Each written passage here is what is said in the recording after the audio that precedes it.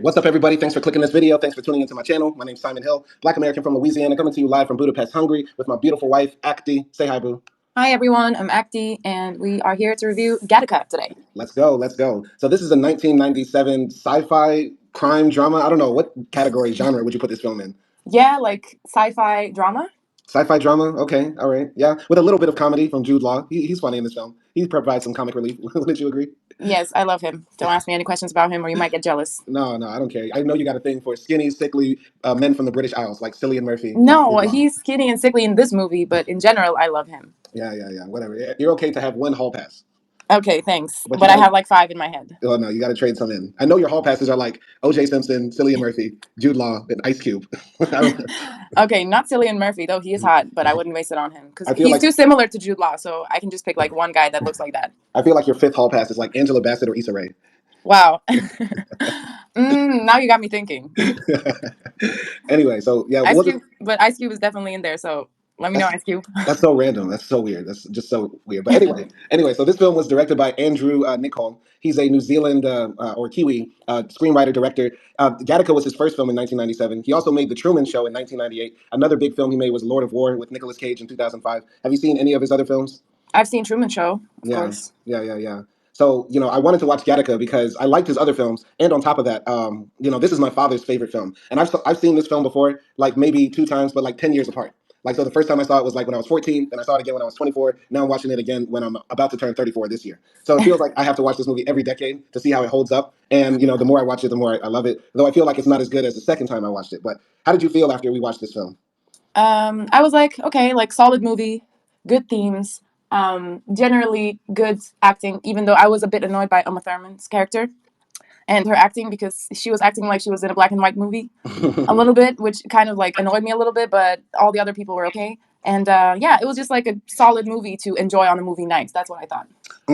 I like that this film has this sort of like aesthetic to it that's like 1950s crime thriller, classical cinema thing, but also with sci-fi futurism. I like that. You didn't feel that?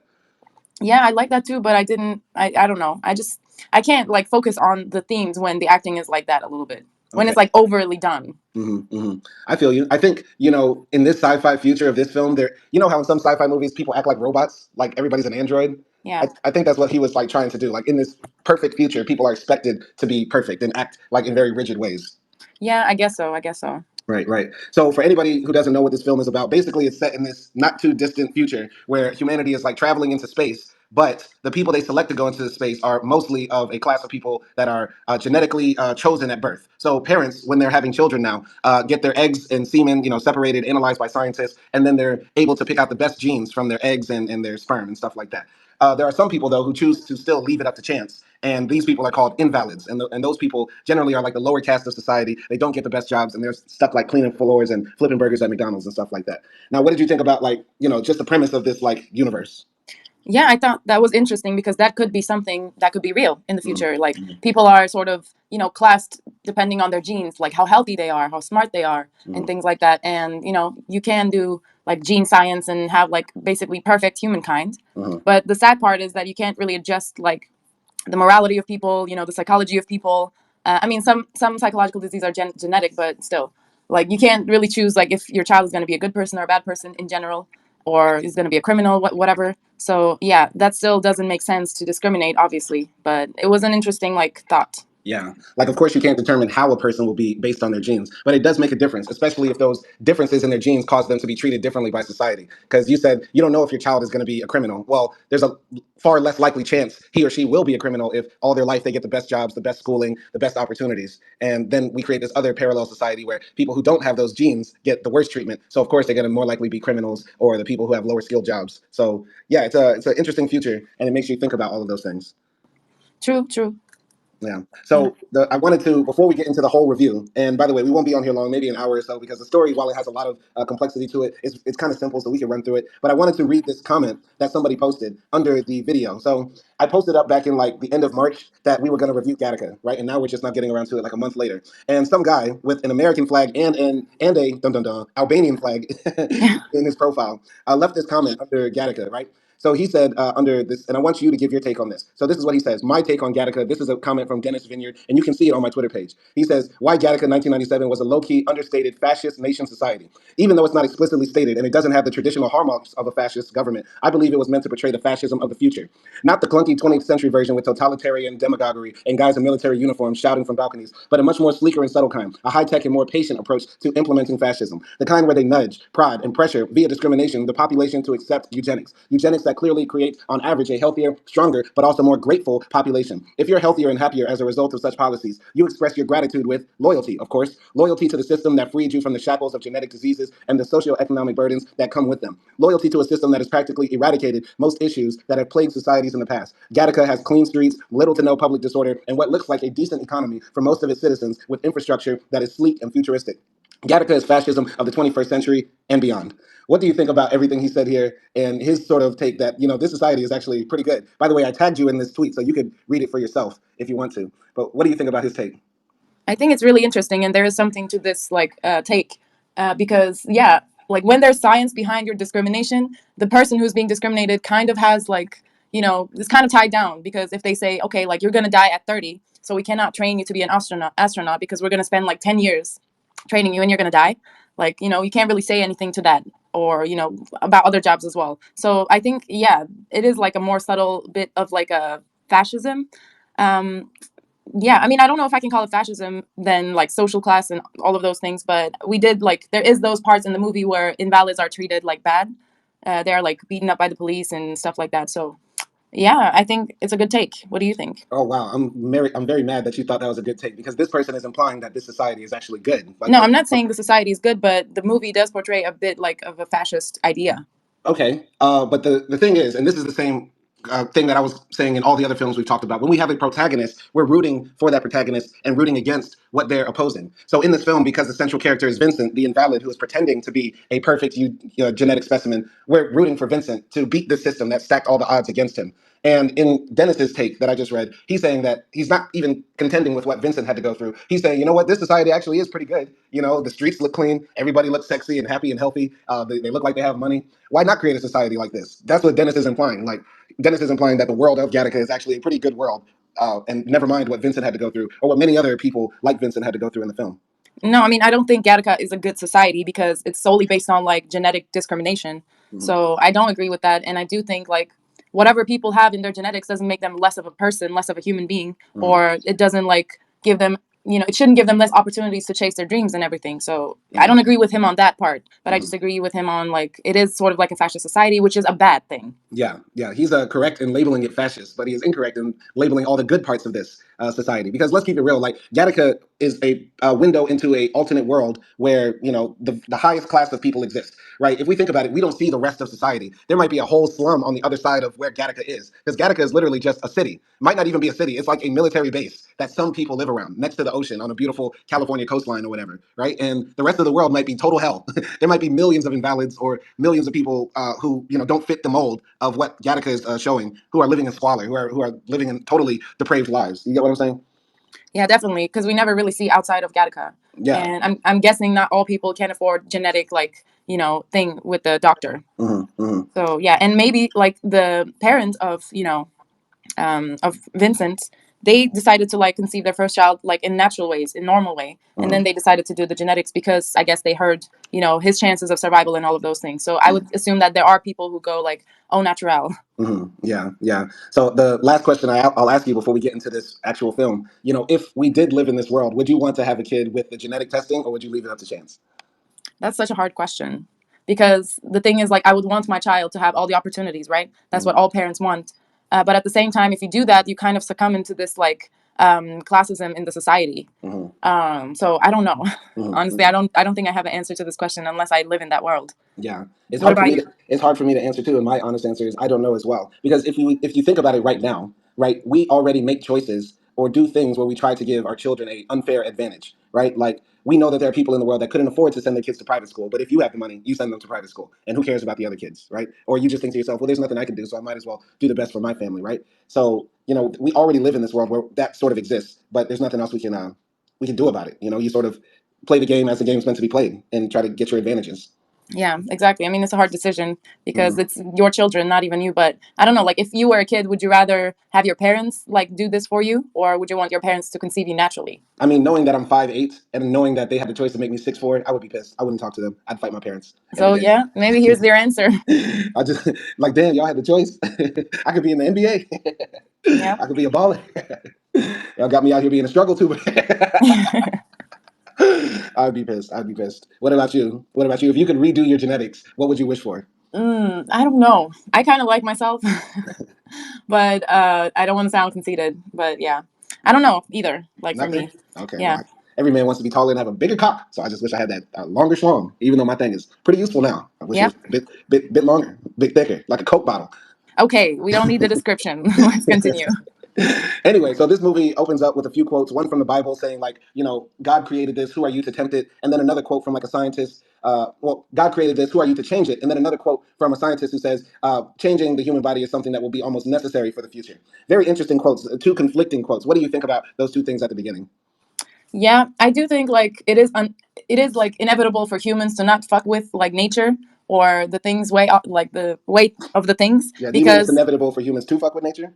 yeah, Okay. because humans are mostly like, they are driven by power and we are selfish also because we strive for survival and all of those things. And I do kind of agree more with the second quote for that reason. But I do also think like there are some things that we cannot like adjust for ourselves, Mhm. which is like the power of nature or earth or whatever you call it. Mhm. Yeah. So what do you think? Yeah, I think these two ideas, some people look at religion or morals and say, let's not change it. We're all perfect as we are. But yeah, the truth is, for the matter, we have contact lenses, we have glasses, we have tattoos, we have liposuction, we have, breast implants. We have all sorts of stuff that we do to sort of give us an advantage or make ourselves more acceptable or better in society. So it is sort of natural for humans to want to try to improve ourselves, right? And honestly, the way it's worked in the past is that we've made changes to ourselves to help humans who would naturally die. You know what I mean? Like me, if I existed 7,000 years ago, I would have died when I was like 10 or something because I have naturally bad eyesight. I have horrible eyes. I'm almost legally blind without contacts or glasses. But the advancements of technology have allowed it for me to live till I'm like 45. So so you get what I'm saying? Like the way we've used tech to help humans has been sort of in the opposite way than what is used in Gattaca, which is to make the rich or those lucky enough even more powerful, more successful. Does that make sense? Yeah, yeah, no, it definitely does. And like once again, everything that we did can be traced back to survival, I feel like. Hmm. So yeah, like even a BBL is about survival because if you get a BBL, maybe you'll have like more guys wanting to marry you. Therefore, you can have like kids, which means, you continuing your life Hmm. through kids and all of those stuff. Like it's about mating, really, Right. and all those stuff. So yeah, Man, someone getting a BBL ain't looking to get married. They trying to get a rich baby daddy. They trying to get a rapping it's ball still player. survival. They trying to trap two chains. They trying to get some Drake sperm. Ew, gross. Anyway, so this film stars Ethan Hawke. He's the main character, and he's this guy we see at the beginning of the film, like scrubbing his entire body in the shower, like rubbing it really hard, right? And also clipping his fingernails and trying to like comb his hair back as much as he can with as much gel so his hair doesn't fall out of his head. He then burns everything in an incinerator, puts on a very nice suit after strapping his leg with like a pee bag and putting this fake fingertip filled with blood on the tip of his finger. And then he goes to work at some very sleek, futuristic looking office where he has to scan his thumb and type on a computer all day for whatever reason, right? Then later on, he goes to like take a test, and the doctor is watching him like pee, and he keeps on complimenting Vincent about his very big penis. He says, "Vincent, I wish my parents blessed me like you. Vincent, you have such strong genetics. Vincent, you're so handsome. Vincent, do what you want with me, Vincent." And so, yeah, basically, we get the idea that this guy, Vincent, no, sorry, Jerome, sorry. I'm saying his name wrong. Vincent is his real name, but Jerome is actually the name that everybody's calling him in the movie. When they do the genetic test, they see Jerome pop up on the screen and stuff like that. And yeah, basically, Jerome is like this very successful member of this society called Gattaca, which is preparing astronauts to go to one of the moons of Saturn. Right? What did you think about the opening of the film and the whole, first, introduction to Jerome? Yeah, I mean, it was interesting. I was curious. I was like, okay, what the hell is he doing? Hmm. It gave a little bit of American Psycho, like this cold person who's like just going to his job, and like also the boss man like comes to him and says like he's gonna be in the project or whatever, and the P testing guy who's in love with him, he says like at least act like you're interested about it and stuff like that, and he doesn't seem that happy. But yeah, I was like intrigued about what is going on in there, basically. And I like the, I like the design of that building of Gattaca when they Mhm. first show it. Yeah. So some things I left out. So basically, Jerome is preparing to be an astronaut, going to one of the moons of Saturn, and he's about to leave in a week. And like AKDI just said, the scientist is like, be at least excited, but Jerome has to constantly play this role of just being like nonchalant, cool about it, whatever. Because that's the part about being rich. Like a part of this movie, or a lot of this movie, I feel like was showing like some of the intricacies or some of the ways of rich folk. Like they just naturally expect things to happen good for them. You get what I'm saying? It's like a story of like this rich man who was mugged in New York one time, and he was so shocked that somebody would pull out a knife on him that his first reaction was to like try to take the knife because he thought it was a gift. And so like that's Jerome's whole vibe. Like, yeah, I have to be just cool about it because this is naturally going to come to me. So it was very interesting, like how the film like opened up like that, and all the little things Jerome had to do to hide his true identity as Vincent. He was like, cleaning the keyboard keys, like sucking out the dead skin off of his fingernails when he types, and then pouring flakes of other people's skin into the keys, and taking somebody else's hair and putting it into the comb, and leaving it into the drawer. Like all the little things. That was so intricate. It was very cool. Yeah, it was. I mean, at this point, we don't know what he's doing. As like the first time I was watching, it was the first time I saw this movie. So at this point, I didn't know what the hell he was doing. Hmm. I didn't know he was like acting like someone else and all of those things. But yeah, like that rich behavior, Hmm. it's very unrelatable to me because yeah, I'm not rich. Yeah. So yeah, it feels for me, it feels stuck up or just a big ego, all of Hmm. those things. But yeah. Yeah. So after the opening, right, we get introduced to who Jerome actually is, right? And he says he was born in Detroit, right? So he's like from a working class family, and these two people fell in love and they have sex in the back of a car.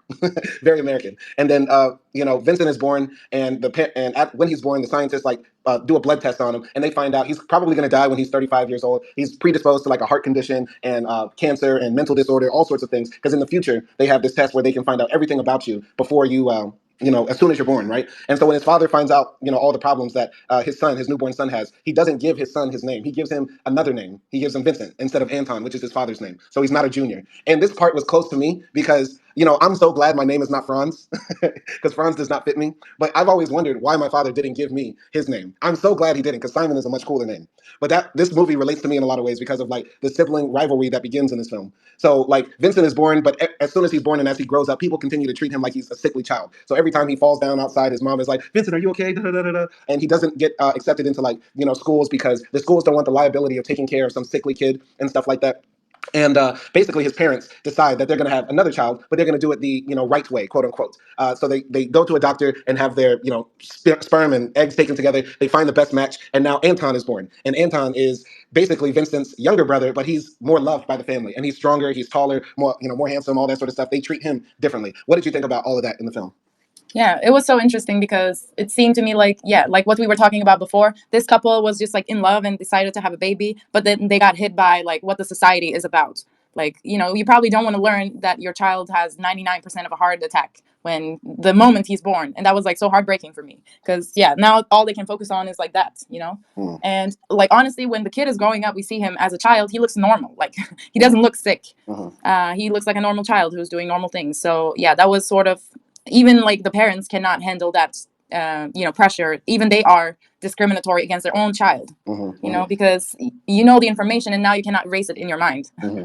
So yeah, that was just like sad for Vincent. Yeah, very sad for Vincent. I was thinking in the film, like, most likely, if we did find out, like, that the baby was going to have a heart attack at 20 or whatever, I think there would be, like, a whole industry around, trying to help people who were born natural sort of circumvent their predispositions. What do you think? Because I was thinking that, like, wouldn't instead people, go out of their way to try to be as healthy as possible, as clean as possible? I don't know. What do you think? Yeah, I guess they would. And if we're talking like if this was the real world, probably there would be some things for those like invalids to improve their health. But at the same time, why waste money and time on that when at some point all of humanity will be all perfect genes? Yeah, yeah, Too. Like I think it will be like small businesses or something. yeah. But I don't know. Like yeah, it was interesting. Like even when his mother was giving him food, she was like, if you don't eat healthy, you could like die. So Right. yeah, it's kind of also like so boring. Hmm. Like you're never gonna eat a Big Mac because you might die. I don't know. Yeah. Yeah, I'm just thinking like if invalids, number one, they probably wouldn't call them invalids in the real world, but this sort of term probably was created because of this society. And the valid people are the one who are accepted into places like Gattaca or whatever. But if these people did exist, I'm pretty sure there will be like tons of like fake medicines, Flintstone tablets, vitamin C pills, whatever that they would try to push on these people to like get healthy, you sick, nasty, invalid motherfucker. I mean, I guess in a way, these people do exist right now. Like they are people with disabilities, Mm-hmm. a little bit, or people who have Down syndrome and things like that. Like Mm-hmm. we see them in our society as, less healthy people. Yeah. When, I mean, yeah, maybe they are and all of those things if you look at it scientifically, but they don't deserve anything less, right? Mm-hmm. And there are people who perform exceptionally well, even with disabilities. Yeah. I don't know if you know this, but in our gym, like there are two guys who come in with the wheelchairs and they work out. Never seen them. Okay. Yeah, like, I just remembered them because they're so cool. Like they have like they look very healthy. I don't know. Mm-hmm. Mm-hmm. Even though they're in a wheelchair, but yeah. We Yeah. kind of have those people. Yeah. Absolutely. And last question before we move on in the story. Would you still like me if my name was Franz? Of course. What, But I'm going to dump you because of your name. no, wait, come on. You probably wouldn't swipe right on the Franz. No, I would. I don't think Franz is a bad name. I do like Simon better Yeah. because I know you as a Simon. So I cannot like be objective about that, but yeah. All right, all right. But anyway, moving on in the story. So Anton and Vincent, they have a strained relationship because the family obviously treats Vincent worse than they do Anton, and Anton sort of acts, you know, better. He sort of like looks down on Vincent in a way.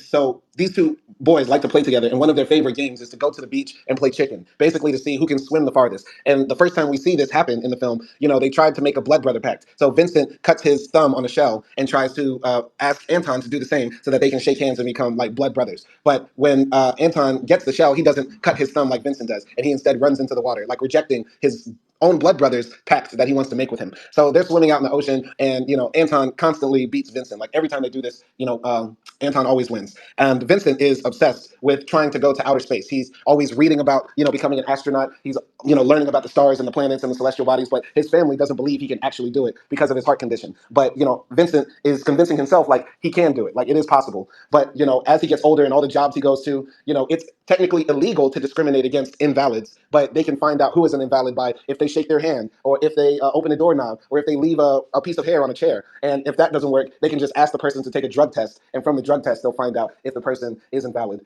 Any comments about that? By the way, Matt Villainy is here. He jumped into the comments. He said, interesting movie. Let us know what you think about this, Matt Villainy. You're more than welcome to turn on the microphone as well and jump into, or you can just stay in the chat, whatever you think. But actually, what do you think about all of that? Yeah, first of all, Anton is a little jerk. He's annoying. But there was also like the scene where, yeah, they do like these races when they're little, but then they show us like when they're grown up. Mhm. And they do it like one last time. And this time, actually, like Vincent wins. Not wins, but Anton is about to drown. And Vincent goes back and saves his brother and saves his life, basically. But yeah, about like all the job interview things and stuff like that. Yeah, that was like interesting. Again, like very sad, very, discriminatory. Like you cannot cheat the system, and you cannot also even have an argument against it because it's all scientific. So you cannot like ask people, okay, like yeah, hire me, but you cannot give them a guarantee that you will like do your duty because of your genetic disadvantages. So it was, yeah, sad. Yeah, yeah. So this is Simon Hill Keeps It Trail. I always got to give my black take on this, especially as a black man watching this movie. This movie relates to me because this is the situation of basically black people throughout the white supremacist world. Like we have to deal with the constant discrimination based on our genes and our phenotypes by the dominant society, right? And this film sort of turns it on its head. It sort of makes this sort of discrimination universal. But I still think that in the Gattaca universe, there is some semblance of white supremacy, and I'm gonna tell you why. So when Anton and Vincent's parents decide to go to the eugenicist to get their sperm and eggs put together, they say to the doctor, "We want a fair-skinned child." Right? I don't know if you remember that. Yeah. Right. There's also another part when Vincent goes into the job interview, and the person that is going to give him the job is like a black man, right? And there are sprinkles of black people throughout this film in the background, or who play supporting cast characters, but there's not a lot of those, right? But there still is a preponderance or a vast majority of the people in Gattaca and who are living on the other side of this society, who are living at the top edges. Most of them still are whites. Now, a part of that is Hollywood being mostly a white industry, and of course America being predominantly white as well. But it's still, you still would think, okay, in a universe where genes still play more importance than race or other social castes, right? Why is it still, very white? You would expect it to be a bit more diverse. There is a lot of diversity in this film, but it doesn't seem like still a lot. And why, for example, would the parents still ask for their child to be fair skinned? And I also think the use of black characters, because there's a lot of black characters who are in positions of authority, like the doctor or like the job interview guy or some of the other people in Gattaca. They're meant to be put there to sort of inverse the racism, if that makes sense. You get what I'm saying? Like they have these black people here to say, oh, this society is no longer racist or discriminatory because now we have black scientists or black employers and stuff like that. I find that a bit like it's sort of like the film is not racist. I don't want anybody going and listening to this and saying, "Oh, Simon Hill thinks everything is racist." No, I'm just finding this a bit strange how they're trying to create this world through the use of some black characters. You get what I'm saying? Yeah, no, I get what you're saying. I mean, first of all, yeah, we can, I think, all agree that there's that sprinkle of black people on this in this movie because, yeah, they were probably it's Hollywood, Mm-hmm. and they wanted to create like they didn't have to because the year, I guess, Mm-hmm. but yeah, they wanted to make it more inclusive, maybe I don't know, and like you said, give that illusion like in the future, yeah, it's more diverse and all Mm-hmm. of those things. But yeah, other than that, once again, like we said, okay, maybe there's like this whole other society who cannot afford the genetic change and Mm-hmm. all of those things, and those people can be like mostly like black or of course with other white people or Asians, whatever. But yeah, it's like how it is today, Mm-hmm. Mm-hmm. black people or other like minorities are disadvantaged because they don't have that generational wealth or they are still being discriminated against and all of those things, so they have to miss out on these opportunities where if they are giving those opportunities there could be they could do some great things. Right. Because if the Gattaca universe is a continuation of our universe, like if it's just a future of our timeline, then yeah, in the future, mostly white people will have all the genetic lottery opportunities. Like they're going to be the ones to be the first to afford designer jeans and designer babies and stuff like that. And once again, I just want to make this clear for anybody listening before we move on to the next part of the story. I'm going to summarize my point right here very clearly. I feel like the use of these black characters, the black scientist and the black employer, at that point, are sort of meant to undermine the real issues that we have right now in our society with anti-black discrimination because they're using these black characters to say in the future there will be no more anti-black racism because we'll just discriminate on everybody based on their genes, right? And also the point about Anton's parents asking for a fair-skinned child, there will be no reason to ask for that if it's based on genes solely in this universe. You get what I'm saying? Yeah, but Yeah. yeah, that's the thing. Like, just because you have one other type of discrimination, it doesn't mean all of the history is erased and Right. all of the disadvantages are now like everyone is equal. It Exactly. doesn't happen like that. But yeah, that's just like our take on if this was real. Yeah. Absolutely. All right. So Big Dog Matt Villainy is here in the chat with us. Shout out to Matt Villainy. He was interested about this film. Tell us what you think about this film in general. Like, what's your opinions on it? After watching it, who knows how many times? Oh, so I think. So first of all, I like caught like a few minutes of this movie years ago, and so I I didn't really know what it was about, but I knew about the movie. I just didn't watch all of it. Mm-hmm. But I did watch it last night. I was kind of I think I got around to the middle of it, and I started falling asleep, so I kept having to rewind it. So I rewound it a few times. But yeah, I caught all of it. It's a good movie. Oh, I wanted to ask the question. Like, so do you think the writers or the directors or whoever was in charge of casting, do you think they put like the black actors in there intentionally for a purpose? And if you're asking me, my opinion, yeah. I feel like, you know what, in Hollywood, of course, you can't get away with making like a only white movie now, unless it's like Game of Thrones or something. But yeah, I feel like the choice of those two black male characters were meant to be there to, further that idea that this is a post-racial society. Because that's the point of having, black characters in positions of power in film. Hmm. But then why would they have the parents ask for a fair skinned child? That's another point too. That's what I'm saying. Like, why would you ask for that if the world doesn't, if nobody cares about skin color anymore? That's if Right. nobody cares about that in the future, what's the point of asking that? But then again, I might be wrong. Do white people actually want like, or do people actually think like fair skin is actually more beautiful? Because I would argue that's still an extension of white supremacy too. If you think, oh, I want my child Yeah. to be fair skinned, that's my opinion. Yeah. Yeah, For sure. yeah. But yeah, what did you think about Uma Thurman's acting? Because acting is like she was acting very rigid in this film. Oh yeah. So yeah. Now that you mention it, it was kind of I don't know about like I mean yeah I didn't think this was her best performance, Mm. so I don't know what was going on with her. Uh, I wanted to say I thought this was when I was watching it I thought this was made before like Pulp Fiction, but this was after Pulp Fiction was made. But yeah, just because of Uma Thurman. But yeah, that was Yes. it was kind of rigid. I agree with you. Yeah, yeah. Well, it's not my take. I think it, like in these futuristic sci-fi films, they want people to like act like androids because it's sort of like the Star Trek theme, like how they how Spock acted and stuff like that. Very, very rigid ways of in the future. I don't know. Or maybe I was just part of the character. Yeah, I don't know. yeah. Just part of the character. Smash or pass, Uma Thurman. Uma Thurman. Eh, well, if you're talking about back then, yeah, I don't know. Maybe even now. To me, I'm gonna pass. I'm gonna pass. I don't know. Too thin, too skinny. Not me. Yeah, she's a tall one. Yeah. No. Yep. I see Tyler is in here. Shout out to Tyler for coming in. And if you've seen Gattaca, you can turn on the audio or you can jump into the chat, whatever you want to do, Tyler. If you've seen the film, because we're staying on topic here. But moving forward in the story, actually, where were we? So basically, Vincent goes out to the world and he's trying to get different jobs and he's trying to like accomplish his like space dream, Mhm. and he wants to like go to space and he gets a job at Gattaca but as a janitor because Mhm. that's the only thing he can get as an invalid. Mhm. So yeah, and then he starts working there, but then I guess one day he's approached by this guy, or he No, he finds this contacts guy. somebody. He contacts Monk. Monk. Yeah.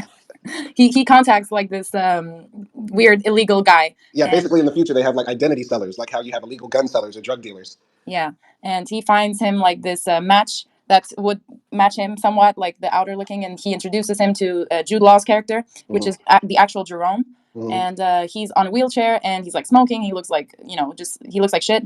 Hmm. And yeah, but he's basically like going to take his character. He's going to be Jerome, and they do this like whole operation. They give him contact lenses. They cut his hair. They do knee lengthening surgery, Leg lengthening like surgery. leg lengthening surgery, because yeah, obviously the valids are like taller and all of those things, and they do like a bunch of other small things, and now like he somewhat looks like actual Jerome and he can apply for the job. It was very interesting when Jerome was first introduced because he comes across like a very sassy British man, British chap, speaking in a very condescending tone, like these stupid Americans, like stuff like that. I liked his character. Very, very interesting to see that Vincent was able to get the perfect specimen, and which makes me wonder how did Vincent get the money to do this? Because I'm pretty sure it was very expensive to buy an identity, right? Like it is now. Like so, I imagine that Vincent probably saved up a lot of his janitorial money, like every coin he could get to get Jerome's identity. But what did you think about that when we first met the real Jerome, and everything that Vincent had to go through? Yeah, basically like also Jerome was like this swimmer, and Hmm. he was really good. He had like the second place in something, I don't know what it was, but In the Olympics. in the Olympics. Okay.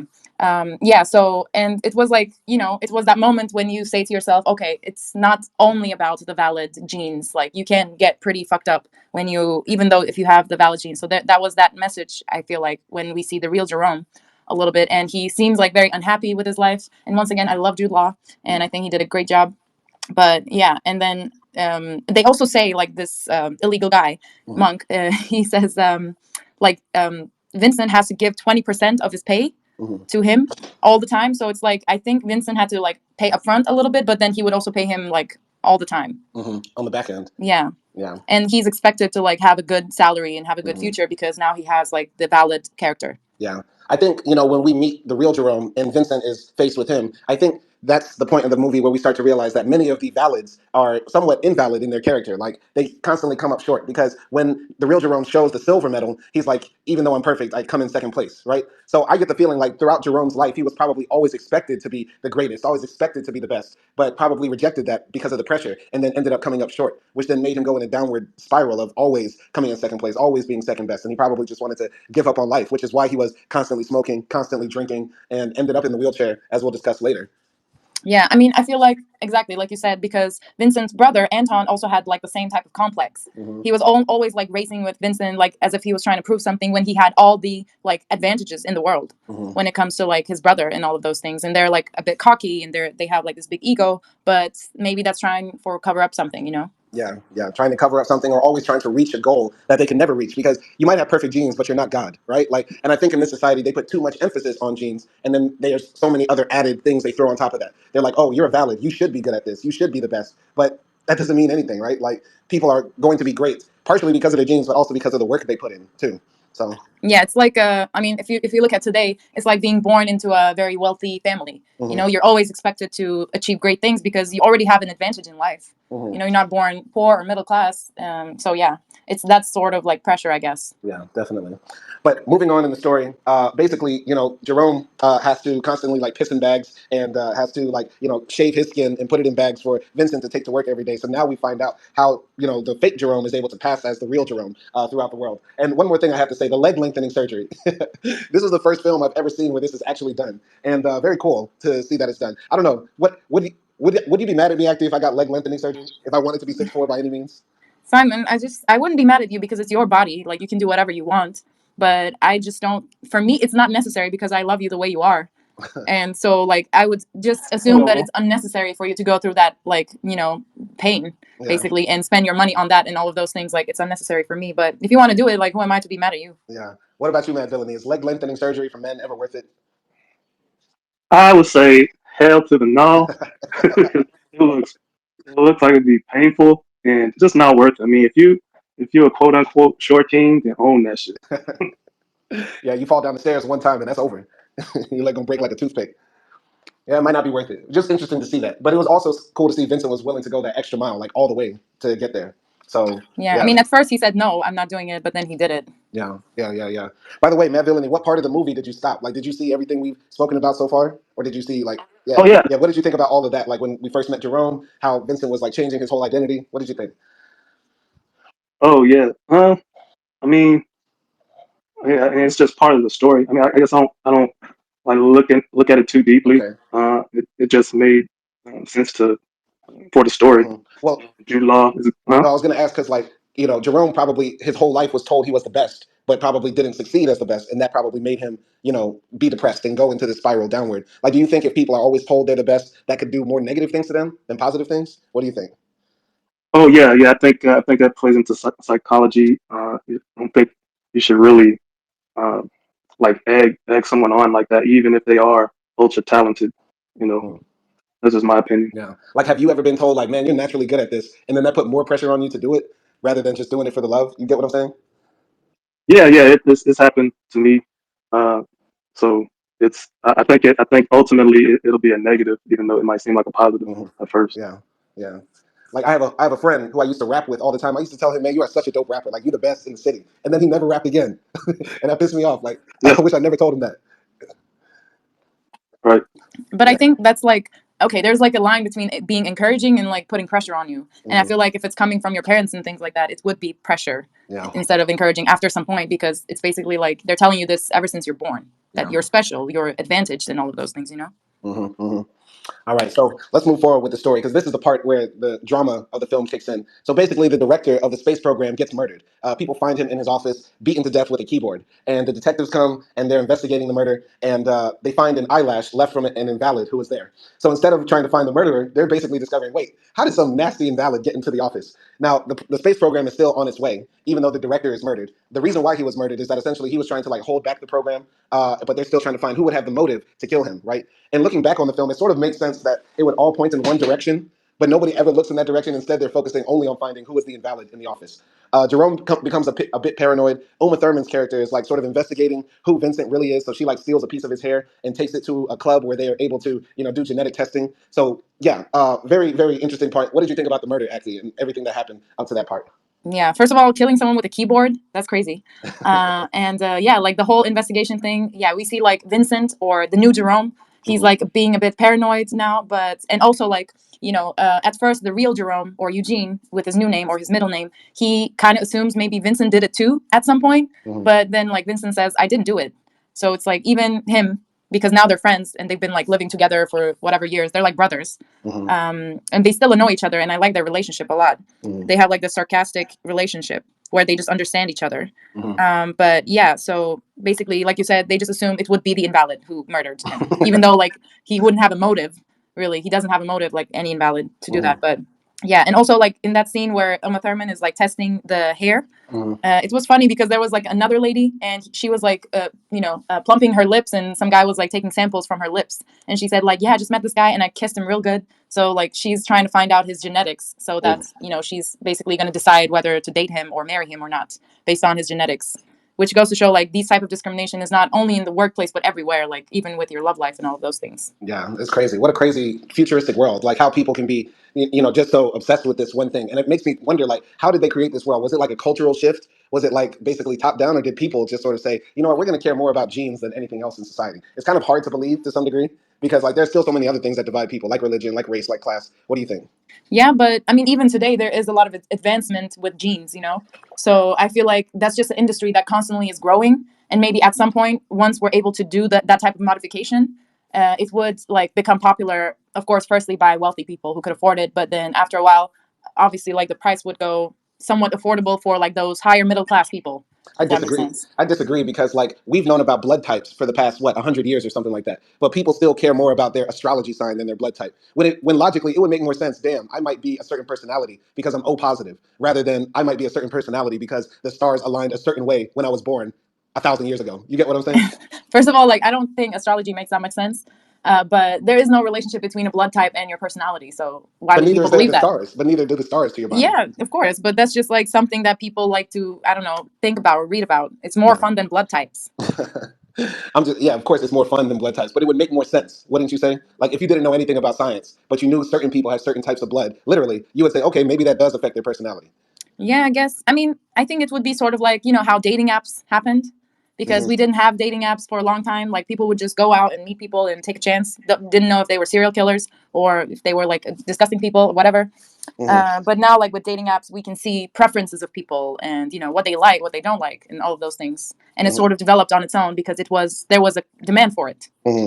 So, and Right. like same way for genetics, I feel like there would be a demand for it by people who could afford it. Yeah, definitely, definitely. So yeah, the people that could afford the gene testing would obviously get chosen, and those people that would get chosen would most likely be white if it was an extension of our world, because white folks have the most money in our world. You get what I'm saying? But yeah, Yeah.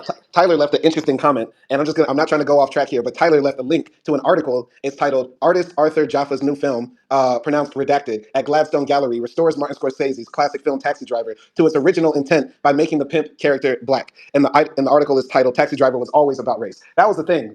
See. I knew it. I knew it. I knew it. What do you think about that, acting? I don't know. I'm interested in like reading the article, but so they did a real life. I don't know what happened in that I think article. I think what they did, they remade the film, but the pimp in that film is now a black person. It's the same film, but the pimp Okay. is black. Why? Because Taxi Driver is a racist ass film that's talking about black people the entire time. Okay. Okay. Like, don't say okay like I'm tripping. We discussed this. We'll disagree till the end of days, but there is some truth that Taxi Driver is an anti-black film. All right, I'm gonna leave it at that. Okay.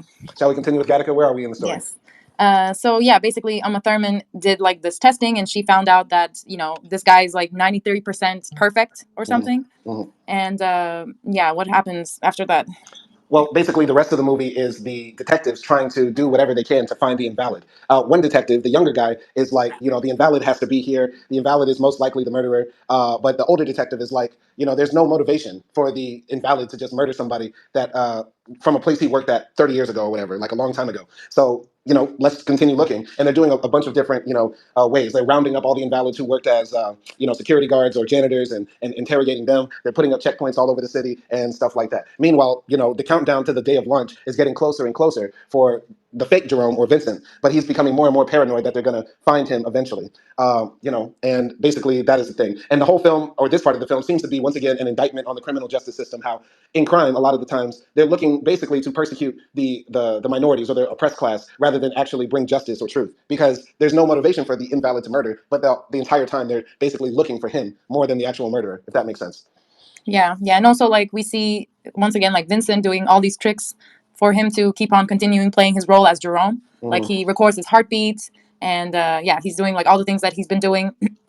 But they basically found like they identified the eyelash, Mm-hmm. and it belongs to Vincent. But he's so different now that they don't really like recognize him. But basically, his face is all over the company because he's like a wanted Mm-hmm. person. And there's also like that talk with Uma Thurman. Mm-hmm. So basically, Uma Thurman is like coming on to Jerome, fake Mm-hmm. Jerome, and she's like, "Yeah, I have like some genetic disadvantages.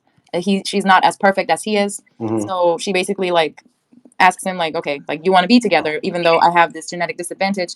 And of course, like the fake Jerome says, "Yeah, like Mm-hmm. I would want to be with you still." Yeah. And they Yeah. go on like a date or something. Yeah. Exactly. Very interesting that Uma. Well, what was her character's name? I forgot. Irene. Irene, yes. Irene is a valid, right? But she still even has some genetic problems, right? She's predisposed to like have heart conditions. So that, in this future universe, like it's sort of arbitrary who they decide is a valid or invalid, because Irene still has issues that prevent her from going to space. Like she can only work at Gattaca. She can never be chosen to go into the space program. But if she has a heart condition, what's stopping the regular old Vincent from getting in there too? You get what I'm saying? Of course, the difference is Vincent wants to go to space, and maybe Uma doesn't, or Irene doesn't. But still, they could find ways to get her in. Why not him for the same thing? You get what I'm saying? Yeah, but I don't think she's an invalid. She's just like a lower valid or something Yeah, like that, right? yeah, yeah. But yeah, I don't know. Like, I'm kind of annoyed with her character Why? Tell me why. I didn't because see that much issue with it. it's like she is the representation of the woman in this movie, right? We don't know any other woman in this movie. She's like the only woman that we know. And yes, we see around the company, it is mostly white men who work here, but it feels like, okay, like she has like this job in this very prestigious place, but yeah, she's still like, I don't want to say this, but she's like a Jean gold digger. A Jean gold digger. A little bit, because the only reason she was interested in like Jerome was that he had a very high like gene. And I don't know, like, and then she goes after him, and you know, she lies for him and all of those things, and yeah, it's just a bit annoying, like how she's a bit spineless. I'm sorry, I'm annoyed by her character. Tyler's giving you the thumbs up for that. He agrees with you. She's a Yeah. Jean gold digger. That's pretty interesting. Well, funny way of putting it. I do feel like this movie could be the same film without Irene, if that makes sense. Like she's pretty much only there, like you said, you know, to kind of, you know, well, you didn't say this, but like to push the story along. And she's just like the, you know, the hot girl that eventually the guy will get if he overcomes the challenges.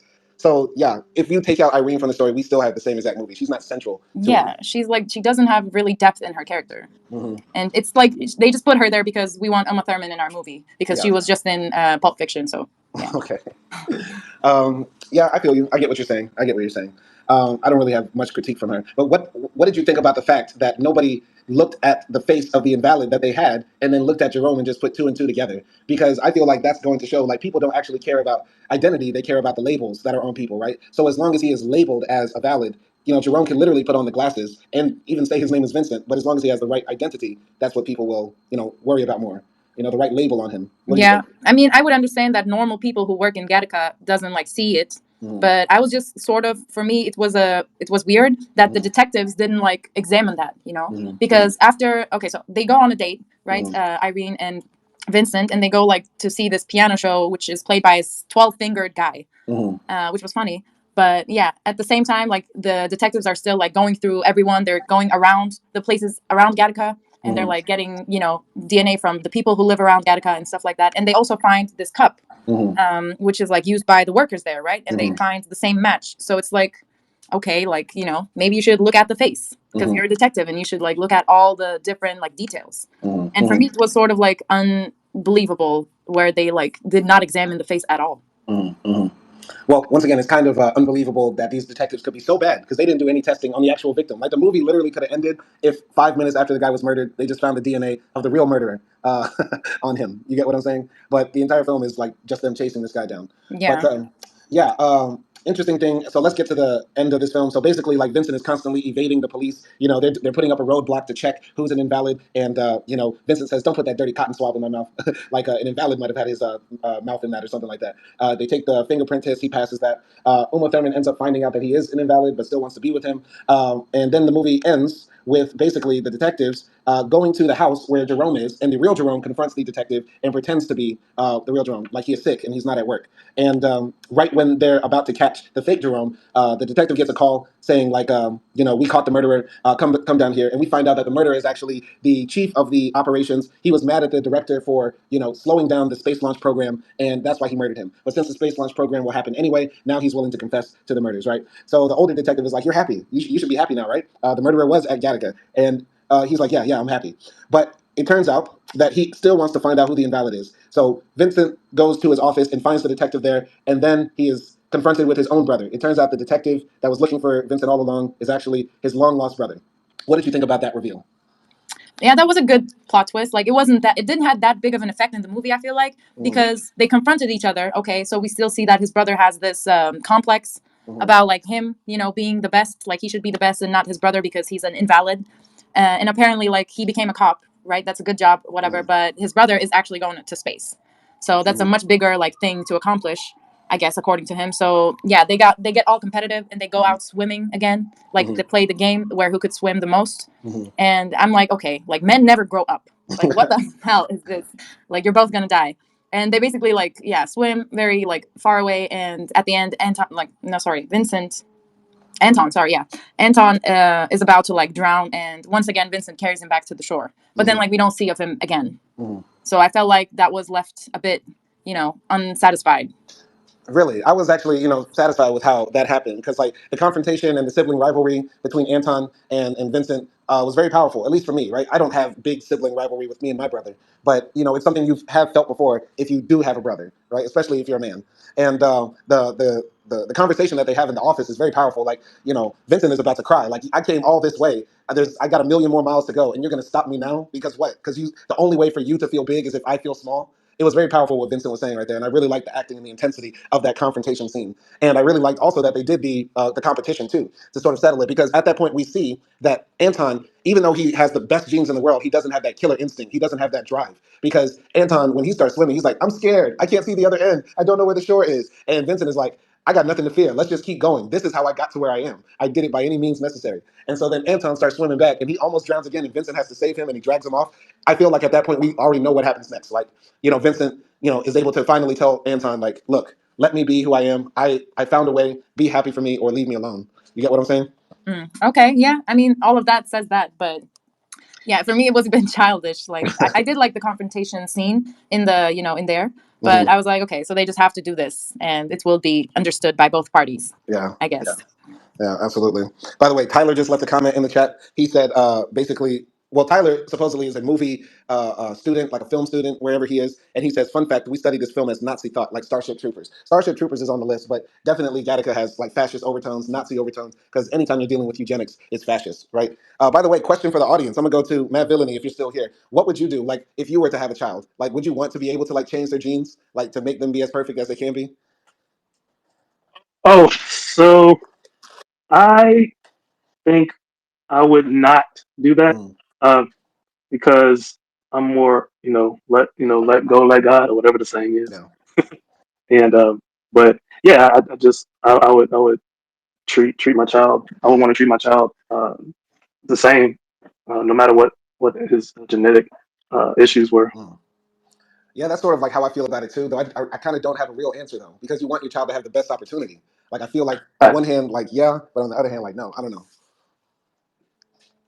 Yeah. So yeah, that's it. I wanted to go back a little to where Jerome was getting paranoid, Hmm. and with because they were after him for invalid, and he wanted to give up, and that one kind of got a reaction out of me. I was like, man, don't give up, and I like that or Vincent and Jerome, the actual Jerome was like, oh hell no, we come too far. You gotta get your get back over there. And get those spaces because Jerome in the wheelchair, he was putting in a lot of work Yeah, even behind the scenes. So yeah, yeah. There was a funny line that Jerome said that he was like, "How could you be so careless? Keep your fucking eyelashes on your face," or something like that. That was funny as hell. But speaking of Jerome and Jerome and Vincent's relationship, it was interesting because, like, the real Jerome ends up killing himself at the end after like giving Vincent all of the things that he needs, like all his blood, all of his piss, all of his skin, all of his hair for like the next 2 years or two lifetimes or whatever. And there was a line that the real Jerome said to Vincent, and he was like, I gave you my identity, or I gave you my life, and you gave me your dream. And that was a beautiful, touching moment. Actor, you want to talk about that? Yeah, it was. I think once again, I love their relationship because they're more like brothers than his actual brother. Even though he's this, like, Jerome is this cocky guy, and every time, like, he tries to convince Vincent to go on, he makes it seem like he has to go on because of him, because he's making all the sacrifices. He gave him his identity, and he's the one who's going to take his name further. But at the same time, I feel like he had something to live for in that period of time, because he says to us that he jumped in front of a car, like he actually walked in front of a car. He Mm-hmm. was like, it wasn't an accident. He did Mm-hmm. it. It was almost like a suicide, Mm-hmm. or it was a suicide mission or something like that. But yeah, so we understand that Jerome really didn't have any motivation to live in this world. But when he met Vincent and he started this project, he had all that motivation, that dream, that he was working towards something. And yeah, and then when Vincent accomplishes his dream and he goes to the stars, now, like, that's over. So what else he has to live for? So he Mm-hmm. kills himself. Yeah, very, very interesting, because it's like your genes can't make you have that instinct or that drive to want to succeed. In fact, it might work against you. But people around Vincent were inspired, right? Jerome, the real Jerome, was inspired. His brother, I think, in the end was inspired. And the interesting thing is, at the end, Vincent is about to go into the spaceship, and there's one final, test he has to do. And so the doctor is like, "This is the new policy. You have to do it." And Vincent is like, "All right, I guess this is the end. I just want you to know, doctor, I could have done it like anybody else." As he's pissing in the cup, I could have went to the stars and came back, and nobody would have ever known, because I'm just as good as anybody else. And then the doctor starts saying, "Did I ever tell you about my son?" Then this is a reference to a line at the beginning of the film, because the doctor's like, "Let me tell you about your son. Let me tell you about my son." And Vincent doesn't want to hear it, right? He doesn't care. But then the doctor says, "People think my son is not as good as others," which lets us know that the doctor has an invalid son, and he knew the entire time that Vincent was invalid. because just of the way he is. Like the doctor knew it all along, but let Vincent slide for all of these years, pretending to be Jerome. And then he also says, like, just so you know, like right-handed men don't hold their dick with their left hand. Like everybody. So yeah, it's like everybody was inspired by Vincent's hard work. Is the point I'm trying to make, and that's why Jerome, like, probably had a new willingness to live because of Vincent's hard work. You get what I'm saying? Yeah, that definitely, and that was really beautiful. Yeah. What did you think about the ending when the doctor like reveals he always knew? Yeah, I mean, of course, I felt like, okay, he's gonna let him through somehow because he has to in order for this movie to end the happy American way, right? So it wasn't like as shocking, but like I really like the scene how they matched like the rocket being fired and actual Jerome setting himself on fire with a swimming medal on his chest. That was like very touching, and yeah, and then he left the fake Jerome like his hair or something like that. Yeah, it was like very cool. I like the ending. Yeah, yeah. I think this film is definitely one of the best films ever made. I would ever say. That's what I gotta say. I think this is damn near a perfect film, minus the plot holes about the detectives not checking the DNA on the victim, or the fact that the detective interviews Jerome, the real Jerome, and is like, "Wait, this guy has a British accent. Like, where did that come from? Like, you would think somebody would tell me this guy had a British accent." But yeah, yeah. I think this is damn near a perfect film. What do you think? I mean, there are plot holes, yes. So, and I am annoyed by Uma Thurman's character and her acting also. So, I don't think like it's a perfect film, but I do think it's a pretty good movie overall. Like, I do think it's worth to watch it. It has interesting ideas about the future, about how our systems are today, how our society is today, because you can kind of adjust all the different classes to today a little bit, and then compare that to this movie. So, it is definitely interesting, and there's something to be learned in this movie. Right. But there are like some things that were annoying for me. Such as, Like I said, Uma Thurman, okay, and some of the plot holes because I was also annoyed. Like, how can not his own brother recognize him as well? Like, and he saw his old face. Well, the thing is, Anton thought that his brother had died because once again, everybody thought Vincent was going to die at like 33, and both of his parents, died thinking that Vincent did die somewhere before they did. But it's a shock to the real brother Anton to see his brother still alive, and also he's about to be the top job in the world. You get what I'm saying? So Yeah, but I don't know. Like, if you have a personal connection to it, I feel like you would look into it more and have that doubt at least. But yeah. yeah, yeah. But no, I think the film is very inspirational, especially with the last scene with Vincent going to the stars, and he's just overcome so much, but he was helped by so many people. And the film is sort of like this idea of like this fascist world against a socialist world. You know what I mean? Because all the people that came together to help Vincent get to where he's going, he's appreciative of them and grateful of them. Right? It was a group effort. Vincent is not just one guy who did it. It literally took Jerome giving his life to him, and Irene protecting him, and Anton accepting him. And meanwhile, in this society, like they give certain people advantages to win, and a lot of them fail. A lot of them fail, and they had everything given to them. So it was beautiful to see that. I like that. Yeah, no, it was definitely like inspiring because it was like everyone believing in this one dream, right? One man's dream because they know how much it means to him Right. and how inspiring it is. And also, it's like it's saying fuck the system as well. But you were saying last night, there's like this cheesy, like A little Americana to bit, it. yes, like because this, I mean, Vincent is saying like F the haters, right? Hmm. Basically, and there is that cheesiness to this sort of like messaging saying Hmm. like you can do anything you dream of. Hmm. That is a bit cheesy, but I guess it's a sort of like an interesting way to put it Hmm. because it's like futuristic. Hmm. So yeah, it's a bit cheesy, yes. A bit cheesy. I got you. I got you. Okay. Okay. I just think it's important to have stories that are inspirational to people, and to challenge these ideas about genes and genetics because there's people that still really think this today, that somebody's genes or their bloodline or their ancestry does make them better than somebody else. And you'll actually be surprised how many people, like we're on Twitter right now, Nazi Twitter, where people are arguing right now that because they have so and so ancestors, that they're better than other people. And so I like that this film puts that idea to the test and shows that no, just because of your background, that doesn't make you better. That doesn't make you more prone to success. Like it does take hard work. It does take motivation. It does take dedication. Yeah, definitely. But yeah, I don't know what else to say. What do you give this movie out of 10? 9.9. Oh, wow. Okay. Okay. It's definitely not one of my favorite films, but I appreciate it for being so damn good and so damn damn. It's really really good, and especially for somebody's first film. This is probably the best first film of any director. Okay. Imagine like you made a movie, your very first movie, and it was Gattaca. Like you're that's the pressure of Jerome on your shoulders right there. Yeah. I would give this movie an 8.5. 8.5. Okay. Yes. Okay. One more thing I want to talk about though are some scenes. One of the scenes that was very moving for me was the scene when Vincent woke up next to Irene after he smashed her, and he woke up and he was shocked because he wasn't at his home and he had to go down to the beach and scrub his whole body with sand because that's what he had to do every morning. He had to scrub his body of as much dead skin and hair as possible. And yeah, it was kind of sad that like he was so conditioned in a way to sort of hate himself. Like Vincent was dealing with a lot of self hate that was so real. He literally tried to scrub his skin off. And this is like the closest like a white character has ever come to like that black experience in a way. Like thinking of what can I do to make myself palatable to this society? I literally have to change my skin to be accepted. Very, very interesting, you know? Yeah, no, that I mean, at that point, Irene didn't know what exactly was going on. Like, he didn't know he was an invalid, but she knew something was up, I guess. But she learned it when she met the actual Jerome, basically. But yeah, like, and it was like different when he woke up and he saw like his hair on the pillow, and he picks it up and he's like, I mean, you have to understand that at this point it's too late. Like, if she wants to do a DNA match now, it's too late because yeah, she has your DNA all over her and probably Literally. like your semen in her or Yeah. something. Got that invalid cum. Wow. So yeah, it was like him just basically fooling himself, I guess. I mean, Irene wanted that, BIC, that big invalid cock. I Wow. mean, you know what they say about invalid dudes, you know? Once you go invalid, going back is a challenge. Oh, here we go again. Oh man. Another scene I wanted to talk about is the six-fingered piano player man. I thought that was interesting too because like with genetic modification, we would be able to do those sort of things, right? So this kid was probably created as a freak of nature by his parents to have the most success possible, right? Which opens the door of like, okay, what other freaks exist in the Gattaca universe? Do you think the pianist was a valid or an invalid? No, he was a valid who was given the ability to have 12 fingers so he could be the best piano player in the world. Well, maybe he was It's an an extra invalid valid. who was Extra born with a valid. disadvantage. Yeah. But Matt Villain, what do you think about anything? You want us to go back to any points? Any points you want to say?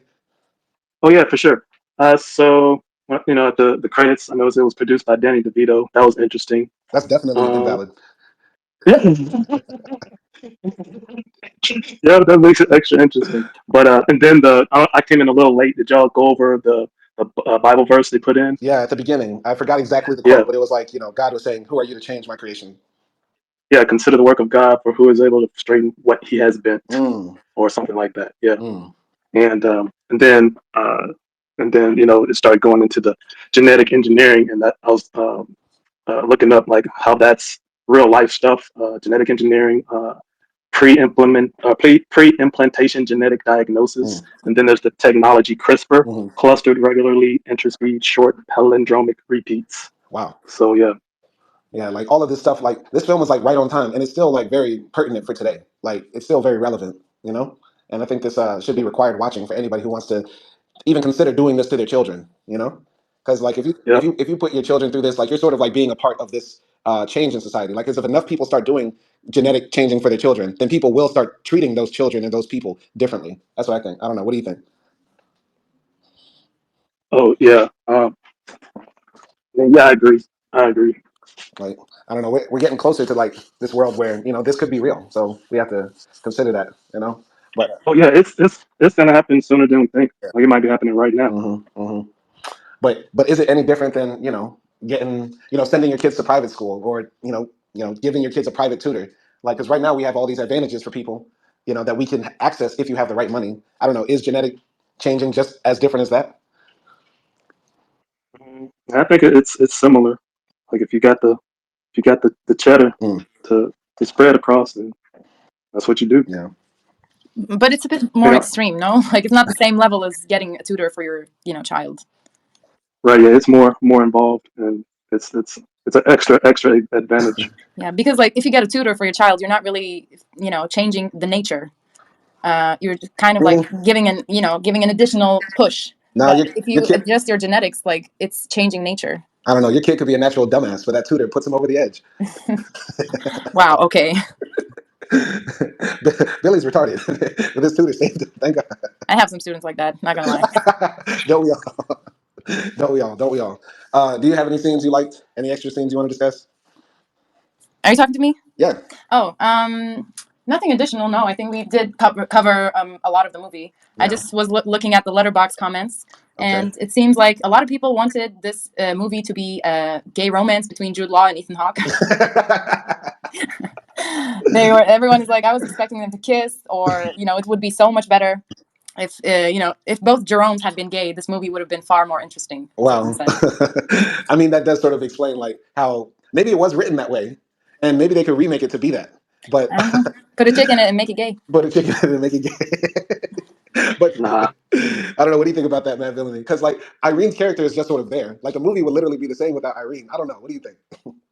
Yeah, I do think Irene was a bit useless in this movie, but yeah, Yeah, I don't know about making Jerome and Vincent kiss. That's a bit much. That's invalid. Wow. that's a bit much for me. Another good comment is someone said, "Good film that hinges on the idea that nobody can tell two white men apart." They all look alike. They all look alike. Yep. That's a good one. That's a very good one. All right, go ahead. Yeah, I mean that's it. That Oh, was a comment, but yeah, go ahead. No, that's it. That's all I got to say. But this has been a fun review. I enjoyed this one. oh, Go ahead, Matt Villainy. yeah, I just want to say Irene and Vincent got it on in real life. Really? Had two children. Yeah, yeah. You know Uma Thurman and Ethan Hawke. No. They were had two children, and their daughter Maya Hawke is an actress. I'm gonna go ahead and say it. To me, she a cutie. Mm. She's like a spitting image of both of them. Like when you look at her, you can see Ethan Hawke and Uma Thurman in both. More Uma Thurman, but Yeah. Oh no. Yeah. She definitely has her mother's eyes. Definitely. I feel like she looks more like her mom. I just typed it in. Yeah. I haven't seen her in yep. anything. What movie? She was in Stranger Things. She, yeah, she was in Stranger Things. She was also in Once Upon a Time in Hollywood. Okay. She has 10 million followers on Instagram. Act, do you know Yep. her? No, I just looked at her though, and yeah, she definitely does look like Uma Thurman. But then also like Ethan Hawke and Uma Thurman kind of look similar too. Wow. So Wow. yeah, They all look alike. I Yep. mean they don't have like very I agree. distinct features like from themselves. Very interesting. I did not know that. Did they meet on the set of this film? Or I think so. I think so. Yeah. Maybe they knew each other before, but Mhm. I'm not sure. Okay, and they got yeah. So I just looked it up on Wikipedia. Hawk married actress Uma Thurman, who he had met on the set of Gattaca in '96. They had two children, one in '98, one in 2002. The couple separated because Ethan Hawke was a cheater. He was cheating on Uma Thurman. Okay, and they finalized their divorce in 2005. And then he married a woman named Ryan. That's a crime. That's invalid. You can't marry a woman named Ryan. That's Wow. wild. Interesting, interesting. So and then he had two daughters with Ryan. Okay, interesting. I did not know that. I love Ethan Hawke, man. I love Ethan Hawke. He's goaded. He's goaded to me. Yeah, he's Yeah. awesome. Like he's that actor. He's been in a lot. He's been in a lot of stuff. A lot of good Training stuff Day. too. Just Training Day alone. Come on, man. Yep. But yeah, Acty, anything else? No, I'm just like skimming through comments in Gattaca and they're hilarious. But read yeah, some of the funniest ones. some like young kid said science class got lit. Not gonna lie.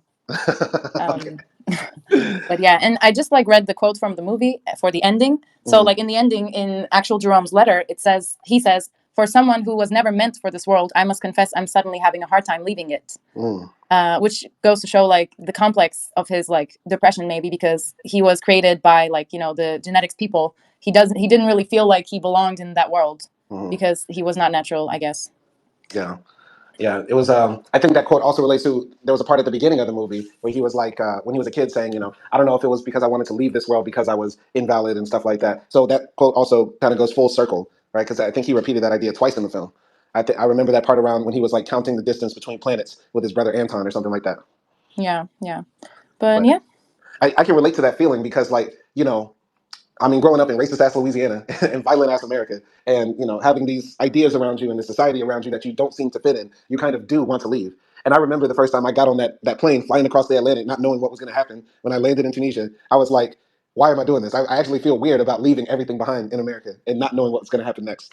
So I definitely felt like there's a lot of this movie that I relate to, and that's probably why I'm biased to love it as well because I feel a lot of sympathy towards Vincent's character.